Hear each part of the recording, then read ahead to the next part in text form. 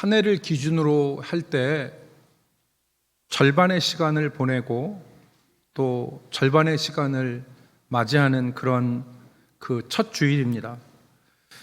이 맥추절에 대해서 성경이 몇 군데서 얘기하는데요. 레위기 23장에 보면은 이스라엘의 절기들을 설명을 합니다. 그래서 첫 번째로 나오는 절기가 유월절인데, 우리가 잘 아는 대로 유월절은 이스라엘 백성들의 해방 기념일이에요.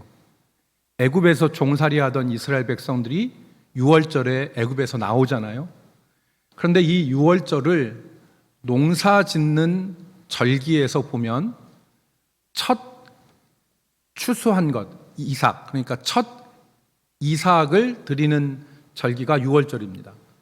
그래서 그때 이스라엘에서는 보리 첫 이삭 한 단을 하나님께 드려요. 그리고 그 드린 날로부터 7 안식이 지나고 이튿날까지 쳐서 50일이 되는 때에 미래 수확한 그 곡식을 하나님 앞에 드리는 것이 맥추절이라고 소개합니다. 레위기 23장 15절로 16절 말씀을 여러분 보시겠습니다. 그러면 여기 보니까 뭐라고 쓰여 있는고 하니까 안식일 이튿날 곧 너희가 요제로 흔든다는 거죠. 요제로 곡식단을 가져온 날부터 세워서 7 안식일의 수요를 채우고 77에 49니까 49일이 지난 다음에 16절 7 안식일 이튿날까지 합하여 50일을 계수하여 뭐를 드리라? 새 소재를 여호와께 드리는 절기가 바로 오순절, 맥추절이라고 하는 것입니다. 구속사적인 의미에서 보면 이 오순절과 맥추절 그리고 유월절의 의미가 조금 더 분명합니다. 구속사적인 의미에서 보면 유월절에 드린 첫 곡식 첫 이삭은 첫 열매 되신 그리스도를 의미합니다. 그리스도께서 유월절에 자기 자신을 드려서 우리의 구원을 이루셨잖아요. 그래서 유월절에 드리는 첫 단은 첫 열매 되시는 그리스도를 의미하는 거예요. 그런데 그로부터 50일이 지난 다음에 맥추절에 드리는, 그러니까 이 50일이 구속사적으로 보면 오순절 아닙니까? 이 맥추절에 드리는 곡식단은 첫 열매가 되시는 그리스도를 따라 성령의 인도하심을 따라 맺는 우리 자신들을 의미합니다. 그래서 성령의 역사로 말미암아 우리 자신들을 하나님 앞에 드리는 절기, 그것이 바로 오순절, 맥추절의 의미로 우리가 해석할 수 있습니다. 그래서 오늘 출애굽기 23장 16절 말씀에 보면 맥추절을 지키라 그랬어요. 맥추절을 지키라. 그리고 나서 하는 말이 이는 내가 수고하여 밭에 뿌린 것에 첫 열매를 거둠이라. 그러니까 우리 자신들이 구원의 종자로서, 구원의 씨로서 뿌려졌는데 그것이 열매 맺기 시작하여서 드리는 그 열매, 그것들을 하나님 앞에 드리는 그 절기가 바로 맥추절이라는 것을 우리에게 깨닫게 하는 것입니다. 그러므로 오늘 우리가 맥추 감사절을 지키는데, 이 맥추 감사절을 지킬 때 지난번에 말씀드린 것처럼 농사 짓지도 않는 우리가 무슨 맥추절을 지킵니까? 라고 우리가 생각할 것이 아니라 첫 열매로서 자신을 드린 그리스도를 본받아, 그래서 우리의 구원을 시작하신 그 그리스도를 본받아 우리도 성령 안에서 열매 맺는 삶으로 하나님께 영광을 돌려야 될 것을 이 맥추절기가 우리에게 가르치는 것입니다. 여러분, 그런 의미에서 우리가 지난 6개월을 한번 돌아봤으면 좋겠습니다. 우리 삶에 지난 6개월 동안 어떤 열매가 있었습니까? 우리가 수고하여 밭에 뿌린 그 열매들이 무엇입니까? 우리가 이것들을 한번 생각하면서 지난 6개월을 돌아보셨으면 좋겠습니다. 하프타임이라고 하는 책을 쓴 밥 버포드라고 하는 사람이 있는데, 이 밥 버포드는 운동 경기에서 전반전을 마치고 후반전을 맞이하는 그 동안에 하프타임, 이 휴식 시간을 갖는데 운동 선수들이 이 시간에 하는 일이 뭐냐? 전반전에 막 뛰었으니까 쉬어야 되잖아요. 쉬는 시간이에요. 그런데 단순히 쉬는 시간만이 아니에요. 전반전을 반성하고 이기기 위한 후반전의 전략을 세우는 것이 바로 이 하프타임입니다. 그래서 이 하프타임의 효과로 전반전에서는 고전을 면치 못하고 지고 있다가도 이 하프타임을 잘 계획해서 후반전에 승기를 잡아 이기는 경우가 허다하지 않습니까? 그것처럼 우리 인생도 전반전을 살았다면 후반전에는 하프타임을 통해서 의미 있는 시간들을 가져야 된다, 그렇게 이야기를 했습니다. 오늘 2021년의 전반기를 보내고 7월의 첫 주일을 맞이한 우리 모두가 지난 6개월들을 돌아보면서 이 첫 주간을 우리의 하프타임으로 생각하고, 그리고 우리가 어떻게 남은 기간들을 살아야 될 것인가를 주님 안에서 묵상하고 또 생각하는 은혜의 시간이 될 수 있기를 주의 이름으로 축복합니다. 특별히 2021년의 하반기는 우리에게 매우 중요한 시간입니다. 코로나19의 팬데믹 상황이 거의 이제 끝나가는 무렵 가운데 있는데, 이때 우리가 우리의 생업에서 또 우리의 신앙에서 또 우리의 인생에서 어떻게 다가오는 시간을 맞이해야 할 것인가를 준비해야 됩니다. 그렇지 않으면 우리가 또 당황하게 되죠. 그래서 이 시간 말씀을 듣는 동안에 우리 성령께서 여러분들 각 사람 마음에 움직이셔서 우리가 맞이하는 후반전을 어떻게 우리가 치러야 될 것인가를 생각할 수 있기를 바라고, 특별히 오늘 우리가 읽은 갈라디아서 말씀에서 저는 신앙의 세 가지 모습을 여러분들과 나누고자 합니다. 신앙의 세 가지 모습을 같이 나누고 우리의 현재를 점검하고 그리고 우리의 미래를 준비할 수 있는 시간이 되었으면 좋겠습니다. 여러분, 갈라디아서는요, 우리가 지금 갈라디아서를 읽고 이번 주간에 우리가 평일에 갈라디아서를 다 마치게 될 터인데요. 그래서 이번 주간에 여러분들이 말씀 묵상집을 따라서 갈라디아서를 좀 읽어보시면 좋겠습니다.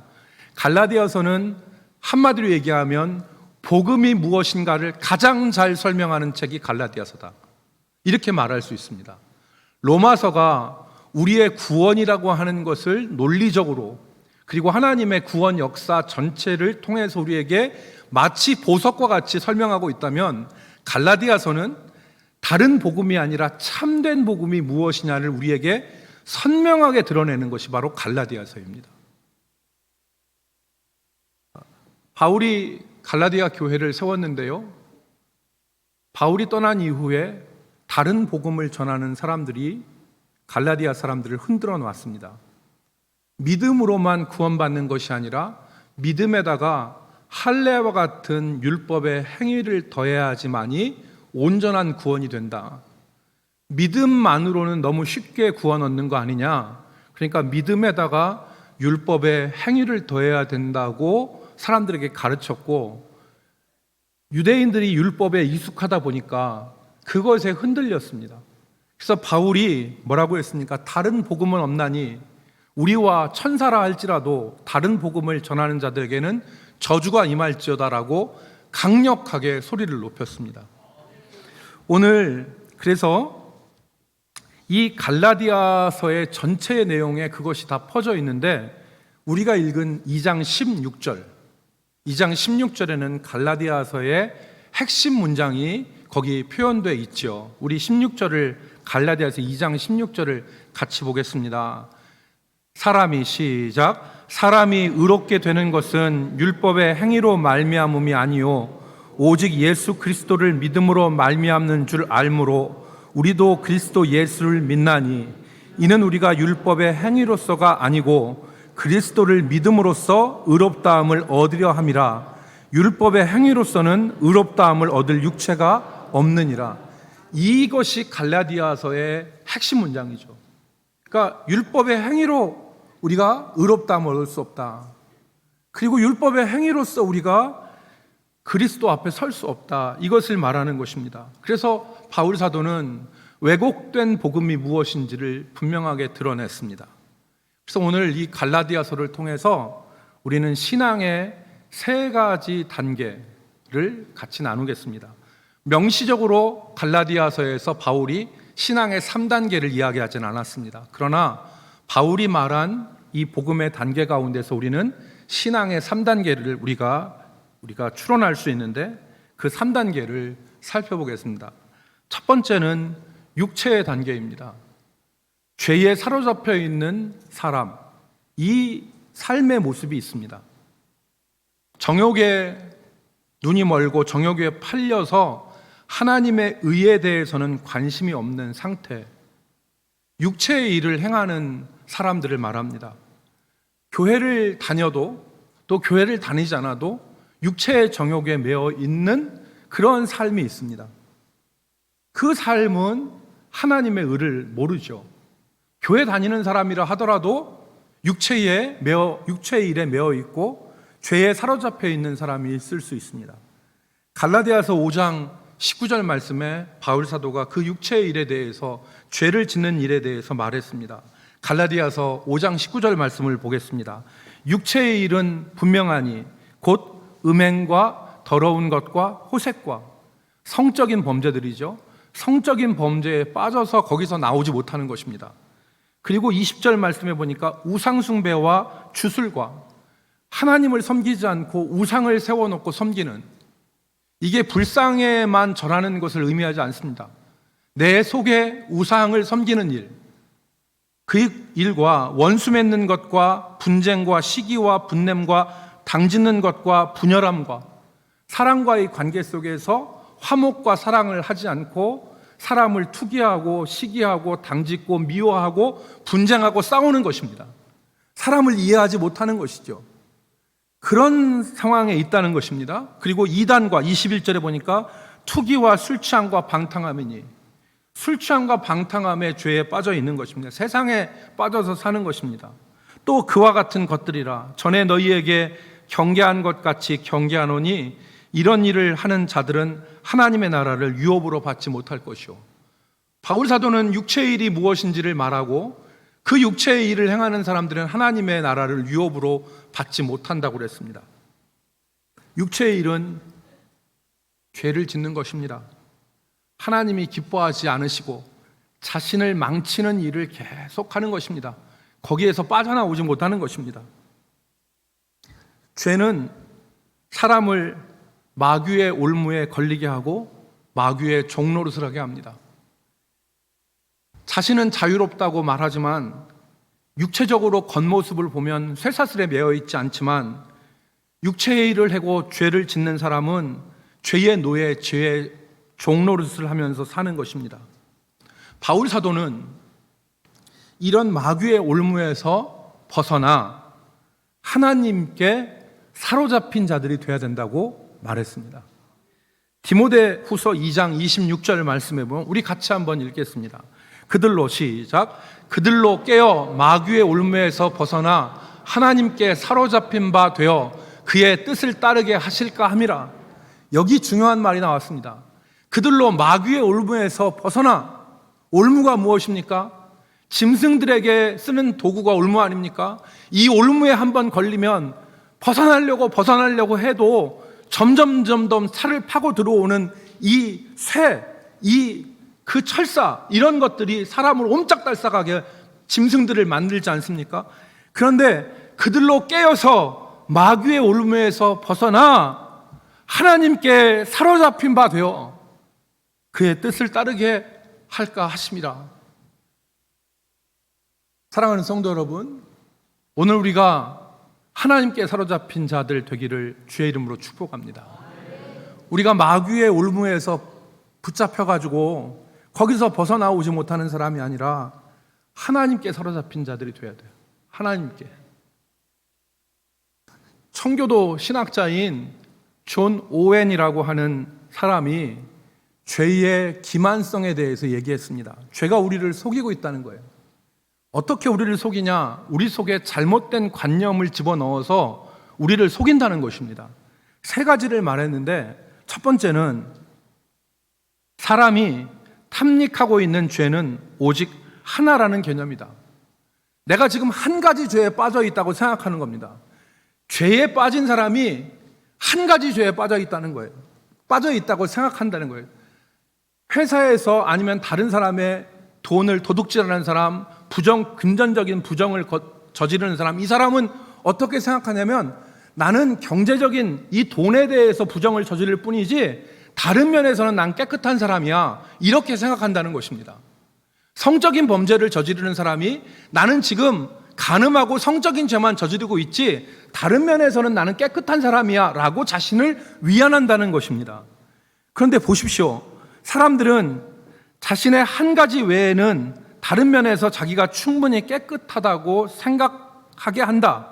그래서 자신은 죄를 지으면서도 깨끗하다고 생각하게 하는 것이다. 그러나 그가 탐닉하고 있는 한 가지 죄는 그 사람의 영혼을 파멸할 수 있다. 다윗이 간음죄만 졌다고 생각했습니다. 그런데 간음죄만 졌습니까? 거짓과 살인과 그리고 배반과 외식이 온갖 죄악이 다윗을 뒤덮어지 않았습니까? 두 번째 우리를 죄가 기만하는데 그 기만은 비록 자신의 죄를 근절할 수 없더라도 사람들이 하나님을 계속 사랑하고 하나님을 얼마든지 경배할 수 있다고 판단하는 관념이다. 내가 비록 죄를 짓고 있지만 하나님이 나를 사랑하신다. 하나님께 내가 경배할 수 있다. 이렇게 생각한다는 거예요. 물론 맞습니다. 하나님 우리가 죄가 있어도 우리를 사랑하시죠. 그 자녀들을 죄에서 돌이키기 위해서 끊임없는 사랑을 부어주고 계십니다. 그런데 우리 편에서는 그렇게 생각하면 안 된다는 것이죠.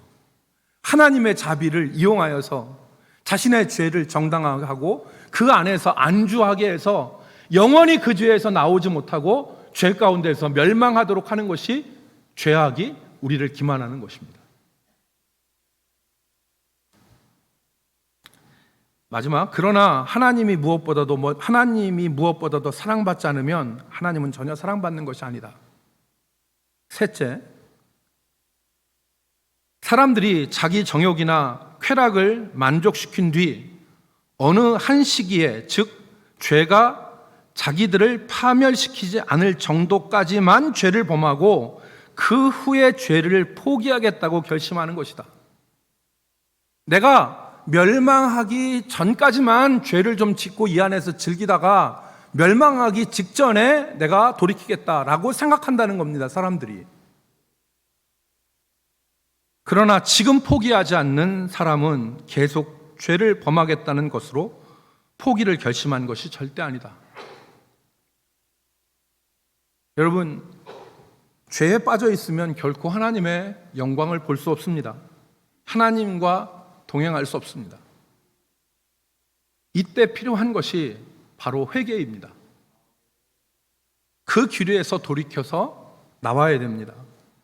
우리 안에서 성령께서, 택자들에게 성령께서 마음을 두드리시고 우리를 감동하셔서 회개하게 하실 때 우리가 아멘하고 두 손 들고 회개해야 됩니다. 죄의 역사는 너무 즐기고 끈질겨서 인간적인 결심으로는 그 죄에서 빠져나올 수 없습니다. 이 죄는 내가 마음만 먹으면 돌이킬 수 있지, 이렇게 생각하지 마십시오. 죄의 세력은 지대해서 우리의 결심만으로는 죄를 끊을 수 없습니다. 그래서 성령의 도우심이 필요한데 그 성령의 도우심으로 우리가 하나님 앞에 엎드리고 간구할 때 죄에서 나올 수 있는 것입니다. 여러분, 그래서 시편 127편, 124편 7절과 8절에서는 중요한 말을 적고 있어요. 뭐냐면 시편 124편 7절과 8절에 보면 우리 영혼이 사냥꾼의 올무에서 벗어난 새같이 되었나니 올무가 끊어짐으로 우리가 벗어났도다 그랬어요. 우리 영혼이 사냥꾼의 올무에서 벗어난 새와 같이 되었다. 올무가 끊어졌으니 우리가 벗어났도다. 얼마나 기쁜 일입니까? 그런데 8절 말씀에 뭐라고 하냐면 이 올무가 사단의 죄의 세력 아니겠습니까? 그런데 8절에 뭐라고 기록됐냐면 시편 기자는 우리의 도움은 천지를 지으신 여호와의 이름에 있도다. 하나님의 도우심이 아니면 그 올무에서 벗어날 수 없다는 것입니다. 하나님이 강력하게 성령의 감화 감동으로 우리를 주장하지 않으시면 그 올무에서 벗어날 수 없다는 거예요. 사랑하는 성도 여러분, 죄가 우리를 속이지 못하게 하십시오. 죄가 우리를 기만하지 못하게 하십시오. 이 죄에 있는 우리의 모습, 죄 가운데는 하나님의 나라를 유업으로 받을 수 없고 하나님의 영광을 볼 수 없다는 것을 기억하여 죄에서 돌이키는 역사가 우리 가운데 있기를 주의 이름으로 축복합니다. 그것이 우리가 후반기에 해야 될 일입니다. 두 번째는 율법의 단계입니다. 이 율법의 단계는 자기 의를 주장하는 단계입니다. 죄의 심각성과 죄의 비참함을 깨달은 사람들은 거룩한 삶을 소망합니다. 죄를 짓지 않으려고 하고 좀 바르게 살아보려고 노력을 합니다. 이 땅에 수많은 종교인들이 이 길에 서 있습니다. 이 땅에 많은 신앙인들이 이 길에 서 있습니다. 그런데 이들이 의지하는 것은 율법과 자기 자신의 의. 그들의 관심은 뭐냐면 이렇게 해야 된다고 하는 당위와 그것을 행한 사람과 그것을 행하지 않는 사람들을 나누는 일에 이들의 관심이 있습니다. 무엇을 해야 하는데 했다면, 그리고 그것이 옳은 일이라면 한 사람에게는 면류관이 주어지고 하지 않는 사람에게는 비난이 주어지는 세계입니다. 내가 어떤 착한 일을 했다면 내 마음속에서는 성취의 자부심과 자랑이, 그리고 심지어는 교만이 내 마음속을 지배하지요. 내가 그 일을 하지 못했다면 내 속에서는 열등감과 수치심이 생기게 됩니다. 내가 어떤 규정을 지키고 그 일을 했는데 그 일을 하지 못한 사람이 내 옆에 있다면 나는 그 사람보다 우월감을 갖게 되고 더 나아가서 그렇게 하지 못하는 사람을 비난하고 무시하는 마음이 들 수도 있습니다. 여기에서 서열이 생기고 여기에서 계급이 생기는 것입니다. 바울은 이런 율법적 세계관에서 오랫동안 깊숙이 개입해서 살았습니다. 그래서 갈라디아서 1장 13절과 14절 말씀해 보면 이렇게 말하지 않습니까? 내가 이전에 유대교에 있을 때에 행한 일을 너희가 들었거니와 하나님의 교회를 심히 박해하여 멸하고 내가 내 동족 중 여러 연갑자보다, 연갑자라는 말은 연배에 있는 사람들보다 지나치게 유대교를 지나치게 믿어 내 조상의 전통에 대해서 더욱 열심히 있었으나, 그러니까 바울은 이런 율법적 세계관에서 열심을 내고 다른 사람보다 훨씬 더 많이 노력한 사람이라 그 말입니다. 그런데 바울이 깨달았습니다. 이런 육체를 신뢰하고 자기 의를 자랑하는 그런 사람들에게는 소망이 없다. 그래서 갈라디아서 3장 11절 말씀을 여러분 보십시오. 갈라디아서 3장 11절 말씀에 보면 또 하나님 앞에서 아무도 율법으로 말미암아 의롭게 되지 못할 것이 분명하니 이는 의인은 믿음으로 말미암아 살리라 하였습니다. 하나님 앞에서 율법으로 살 수 있는 사람이 없다는 것입니다. 그래서 의인은 믿음으로 산다는 이 하박국의 말씀을 붙잡은 겁니다. 여러분, 하나님 앞에서 우리의 의가 얼마나 보잘것없습니까?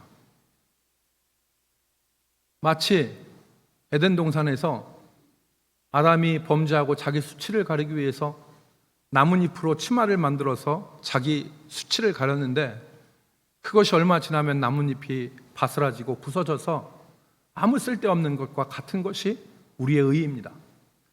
우리의 의가 처음에는 괜찮은 것 같지만 아무 소용이 없는 거예요. 오늘 우리가 우리 자신들을 돌아보길 바랍니다. 오늘 내가 지금까지 믿음 생활하며 살아왔는데 내 의를 자랑하고 내 공로를 자랑하고 그리고 하나님 없이 내가 주인이 돼서 내가 모든 것을 판단하며 살아왔는지 그것들을 한번 돌아보십시오.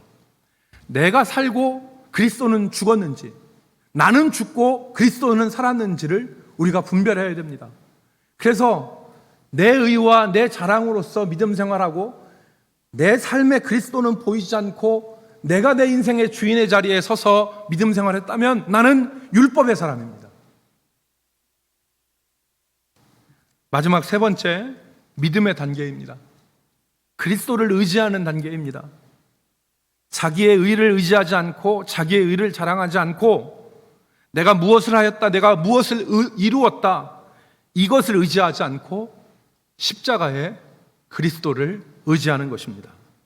여러분, 다시 한번 갈라디아서 2장 16절 말씀을 우리가 보겠습니다. 갈라디아서 2장 16절, 사람이 시작.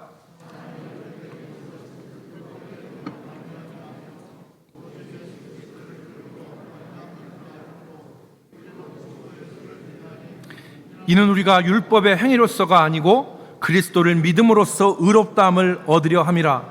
율법의 행위로서는 의롭다함을 얻을 육체가 없느니라. 아멘. 자신의 죄악성과 자신의 한계를 인정하고 그리스도를 바라보는 것입니다. 주님, 나는 한다고 하지만 내 의는 보잘것없습니다. 내가 주님을 의지합니다 라고 주님을 의지하는 것입니다. 내가 죽는 것입니다. 내가 살아서 있는 것이 아니라 내 삶에 내가 살아서 내가 꿈틀거리는 것이 아니라 내가 죽고 그리스도께서 내 안에서 역사하시는 것입니다. 그래서 오늘 우리가 잘 알고 암송하는 갈라디아서 본문 2장 20절 말씀에 보면 바울이 무엇을 얘기합니까? 내가 그리스도와 함께 십자가에 못 박혔다. 내가 죽었다. 십자가에 못 박혀서 나는 죽고 내 안에 그리스도께서 사시는 것이다. 그리고 이제 내가 사는 것은 그리스도를 믿는 믿음 안에서 사는 것이다. 이 얘기를 하지 않습니까? 여러분, 갈라디아서 2장 20절 말씀을 우리가 한번 다 같이 믿음으로 고백해 봅시다. 내가 시작. 내가 그리스도와 함께 십자가에 못 박혔나니 그런즉 이제는 내가 사는 것이 아니요 오직 내 안에 그리스도께서 사시는 것이라. 이제 내가 육체 가운데 사는 것은 나를 사랑하사 나를 위하여 자기 자신을 버리신 하나님의 아들을 믿는 믿음 안에서 사는 것이라. 아멘. 여러분, 여기서 우리가 주목하여서 생각할 것이 하나 있습니다. 그것이 바로 뭐냐면 바울이 말한 십자가에 못 박힌 자아는 어떤 자아냐는 것입니다. 바울은 내가 십자가에 못 박혔다, 내가 그리스도와 함께 십자가에 못 박혔다라고 했는데 이 십자가에 못 박힌 자아를 많은 사람들이 육체의 자아로 생각합니다. 육체의 자아, 죄를 짓는 육체의 자아라고 생각하는데 문맥상 전혀 그렇지 않습니다. 바울이 말한 십자가에 못 박힌 자아는 육체적 자아가 아니라 율법적 자아입니다. 자기의 의를 자랑하고 자기가 주인이 되는 그 율법적 자아를 내가 십자가에 못 박았다, 그 말입니다. 더 이상 나는 내가 좌지우지하고 내가 판단하고 내가 왕이 되어지는 그런 모습으로 살지 않고 나는 죽고 내 안에 그리스도께서 사시는 사람이 되겠다, 바로 그 말입니다. 여러분, 그래서 바울이 19절 말씀에서 죽은 자아가 무엇인지를 분명하게 얘기하고 있지 않습니까? 2장 19절 말씀을 읽겠습니다. 내가 율법으로 말미암아 율법에 대하여 죽었나니 이는 하나님에 대하여 살려 함이라. 바울이 십자가에 못 박은 것은 물론 성경적 전체의 의미를 바라보면 육체와 죄와 정욕의 자신을 십자가에 못 박았다고 얘기할 수 있는 것을 부정할 수 없습니다. 그러나 바울이 갈라디아서 2장 20절에서 문맥상으로 십자가에 못 박은 자아는 내가 주인이 되고 내 공로를 자랑하는 율법적 자아, 그것을 십자가에 못 박았다는 겁니다. 그래서 이제 내가 육체 가운데 사는 것은 나를 사랑하사 나를 위하여 자기를 버리신, 자기를 죽이신 그리스도를 믿는 믿음 안에서 사는 것이다. 사랑하는 성도 여러분,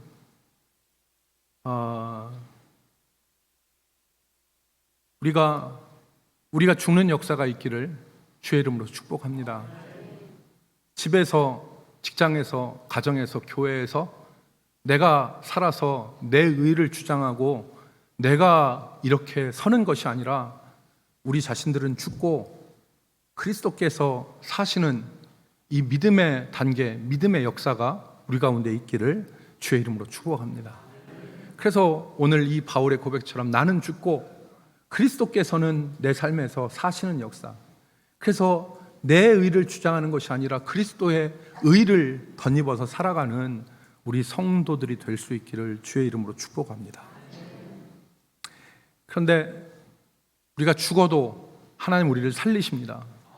우리가 죽어도, 우리가 우리 자신의 율법적 자아를 십자가에 못 박아도 하나님 우리에게 은혜를 주시는데, 그게 바로 뭐냐면 성령의 도우심을 덧입는 것입니다.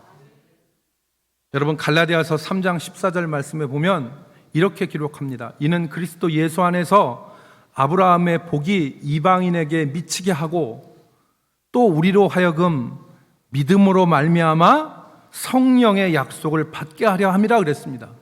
믿음 안에 있는 사람이 성령의 은혜를 입습니다. 또 갈라디아서 5장 4절과 5절에 보면 다시 한번 율법으로 자기 자신의 의로서 무엇을 하는 것이 무의미하다는 것을 말하고 믿음 안에 있는 성령의 역사를 말했습니다. 그래서 갈라디아서 5장 4절 5절 말씀에 보면 율법 안에서 의롭다 함을 얻으려 하는 너희는 그리스도에게서 끊어지고 은혜에서 떨어진 자로다. 여러분, 이 말씀을 기억하시기 바랍니다. 율법 안에서 의롭다 함을 얻으려 하는 너희는, 즉 내가 살아있고 내가 좌지우지하려고 하고 내 뜻대로 하려고 하는 그런 사람은 그리스도 안에서 끊어지고 은혜에서는 떨어진 사람이로다 그랬습니다. 그러나 우리가 5절 말씀에 보니까 성령으로 믿음을 따라 의의 소망을 기다리나니, 성령으로 의의 소망을 기다린다 그랬습니다. 바울 사도가 성령의 역사를 설명했죠. 갈라디아 4장에 보면 이 갈라디아 교인들이 처음에 바울을 잘 영접하는 내용이 나와요. 바울의 육체에 시험이 있었습니다. 육체의 시험이라고 하는 것은 바울의 눈이 안질이 있어가지고 사람들에게 볼 때 바울이 교역자답지 않았던 거죠. 그래서 눈에 눈곱이 끼고 눈에 진물이 흐르고 해서 이것이 매우 불결하게 보이고 사람들에게 호감을 주는 그런 모습이 아니었어요. 그랬을 때 갈라디아 교인들이 바울을 이해하고 용납했습니다. 오히려 바울을 업신여기거나 비난하지 않았습니다. 오히려 바울을 천사와 같이 그리스도와 같이 영접했다고 했습니다.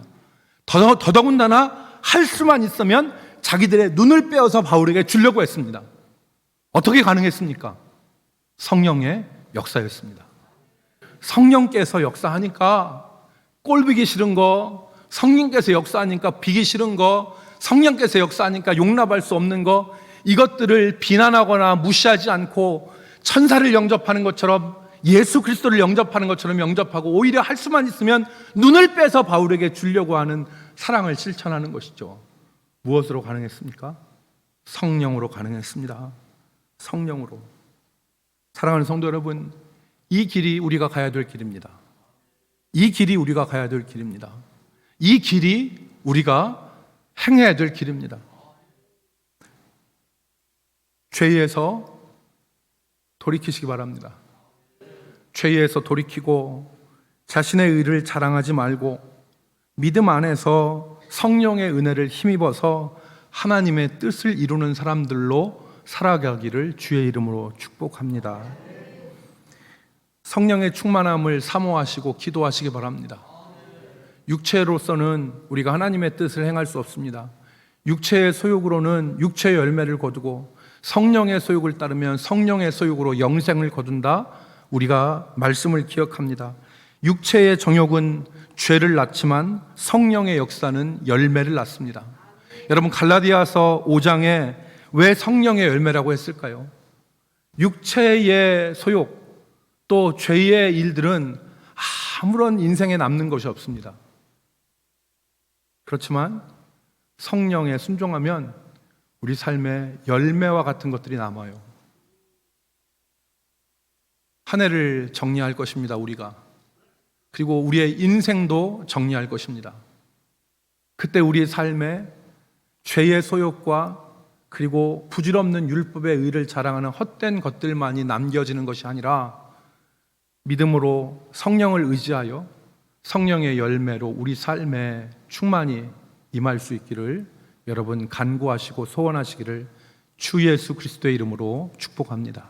기도하겠습니다. 거룩하신 하나님, 우리 아버지, 우리가 죄에서 돌이키는 은혜를 허락하여 주시옵소서. 새 사냥꾼의 올무에서 벗어난 것 같이 올무는 끊어지고 자유케 되어지는 역사를 허락하여 주옵소서.